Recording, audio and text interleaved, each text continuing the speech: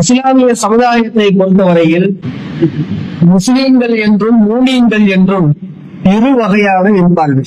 எல்லா முஸ்லிம்களும் மூமின்களாக இருக்க மாட்டார்கள். ஆனா எல்லா மூமின்களும் முஸ்லிம்களாக இருப்பார்கள். வித்தியாசம் இருக்கின்றது.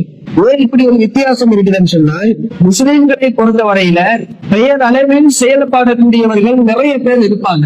அப்துல்லா, முகமது, அப்துல் ரஹ்மான், பாத்திமா, ஆயிஷா இது போன்ற பெயர்களை வைத்துக் கொண்டு 5 நேரம் பள்ளிவாசலுக்கு வந்து தொழுவார்கள், நோன்பு பிடிப்பாங்க, இன்னபிற அமல்களை செய்வார்கள். ஆனால் முஸ்லிமாக மட்டும்தான் இருப்பார்கள், மூமினாக இருக்க மாட்டார்கள். காரணம் என்னவென்றால், அந்த முஸ்லிம்கள் ஏதோ மார்க்கத்தை நாங்கள் பின்பற்ற முடியும், அல்லாஹ் சொல்லிவிட்டார், அல்லாஹ்வுடைய ரசூல் சொல்லிவிட்டார்கள், அல்லாஹ் ரப்பல் ஆலமீன் இந்த சமுதாயத்துக்கு வழங்கிய 5 கடமைகளை நிறைவேற்றினால் போதுமானது.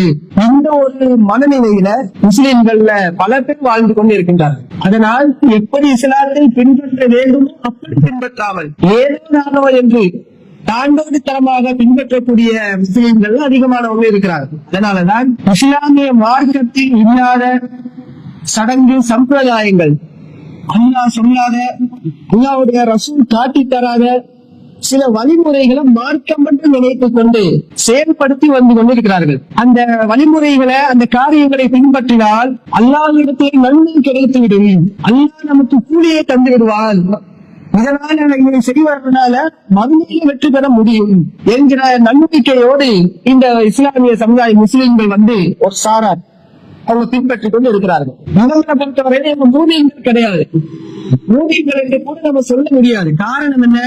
அல்லாஹ் சொன்ன வரம்புக்கு அடிப்படையில, அல்லாஹ்வுடைய ரசூல் நமக்கு காட்டி தந்த வழிகாட்டுதலின் அடிப்படையில அவர்களுடைய வாழ்க்கையை அமைத்துக் கொள்ளவில்லை.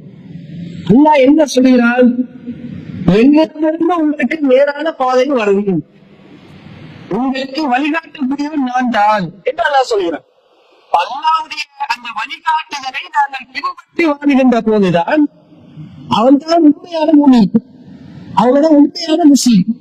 அவர் உண்மையான ஒரு மூமின், ஒரு உண்மையான ஒரு முஸ்லிம்.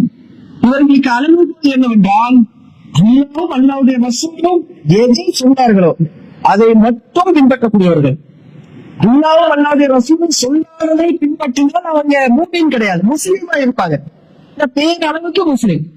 அப்ப அந்த அடிப்படையில நம்ம பார்த்தோம்னு சொன்னால், அல்லாஹ் ரப்பல் ஆலமீன் மூமின்களுக்கு, அதாவது உண்மையான முஸ்லிம்களுக்கு, எல்லா முஸ்லிம்களுக்கும் கிடையாது, உண்மையான முஸ்லிம்களுக்கு சரியான முறையிலே செயல்படக்கூடிய மூமின்களுக்கு அல்லாஹ் ரப்பல் ஆலமீன் நிறையவே அருள் செய்திருக்கின்றார்.